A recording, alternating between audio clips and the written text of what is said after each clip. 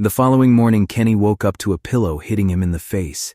He sat upright immediately. Years of war had trained him to react instantly.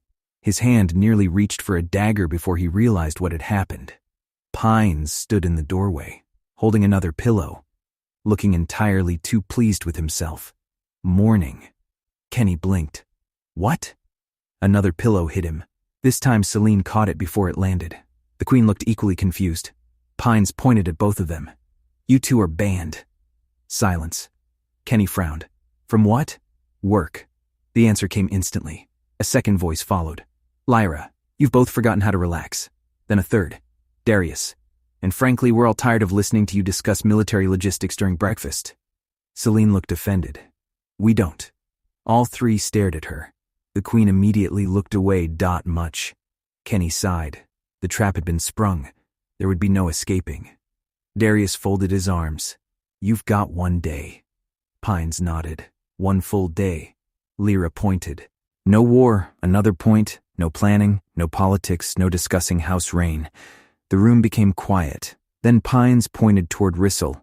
And take the oversized emotional support carpet with you. Rissel immediately made an offended noise. Kenny laughed. Celine laughed. And an hour later, they found themselves at the coast. The southern beaches of Reach Prime stretched endlessly beneath 2 brilliant suns.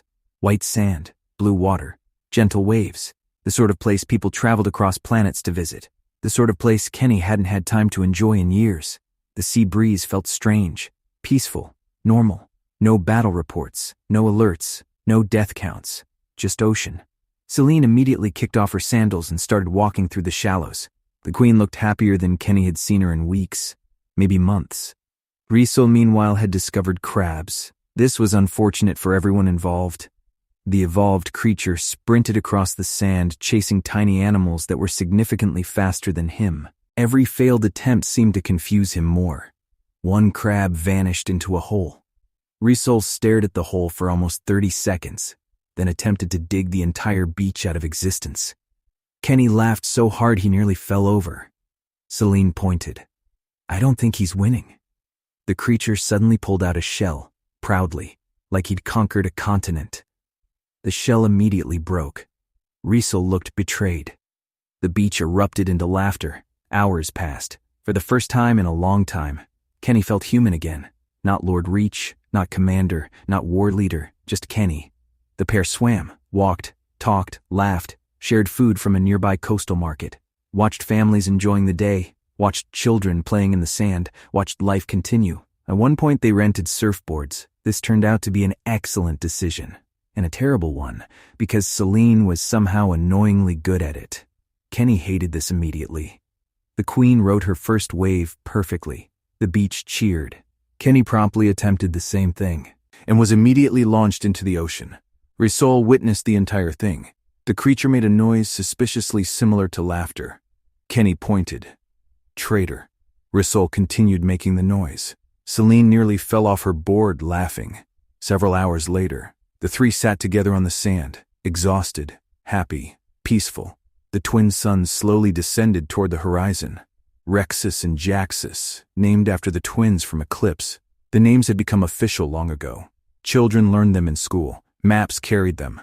History books recorded them. Yet every time Kenny saw the suns setting together, he remembered the brothers. The moment became quiet. The sky turned orange, then gold, then crimson. The ocean reflected both stars, creating 2 shimmering paths across the water. Celine rested against him. Rissel sprawled nearby, covered in sand. The creature somehow looked proud of this. Neither questioned it.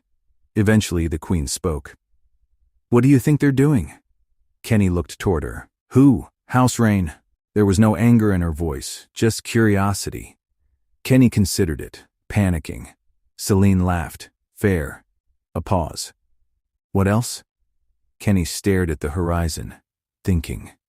They're hiding, preparing, probably convincing themselves they're still winning.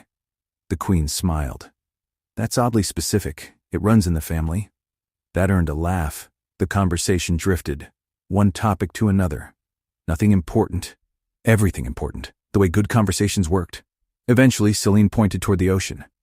What would happen if one of the suns vanished? Kenny blinked. What? The Queen shrugged. Humor me. A pause. Let's say Rexus vanished. Kenny looked toward the sky, then toward the ocean, thinking. The Queen continued. The planet survives. Another pause. But everything depending on it suddenly stops working. Something clicked. A very small thing. A tiny thing. The kind of thought that normally vanished, except this one didn't. It stayed. Kenny frowned. Celine noticed immediately. Oh no. The Queen sat upright. I know that look. That's the war look. Kenny wasn't listening anymore. His mind had already begun racing. The suns, systems, dependency, infrastructure. The tech world. The blackout. House rain.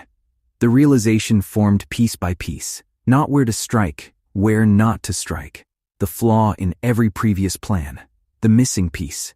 The answer. Kenny suddenly stood. The movement startled both Celine and Risol. The creature immediately sat upright, concerned. The Queen stared. What? Kenny looked toward the horizon, toward the setting suns, toward nothing, toward everything. His eyes widened slightly. Then he started laughing, not loudly, not crazily. The laugh of someone who had finally solved a puzzle. Celine immediately pointed. There it is. What? The war look. Another point. You just figured something out. Kenny turned toward her. Still smiling, still thinking, still connecting pieces. The blackout, the technology, the supply routes, the infrastructure, the dependency chains. Not the world, the network. The realization was beautiful, terrifying, perfect. Celine crossed her arms. You're impossible. Kenny grinned. I know. The final light of the twin suns disappeared beyond the horizon. Darkness slowly settled across the beach, and as the chapter ended, Kenny Reach stared toward the stars with the biggest strategic breakthrough he'd had in years, finally understanding exactly where the blackout needed to strike. Not a planet, something far more important.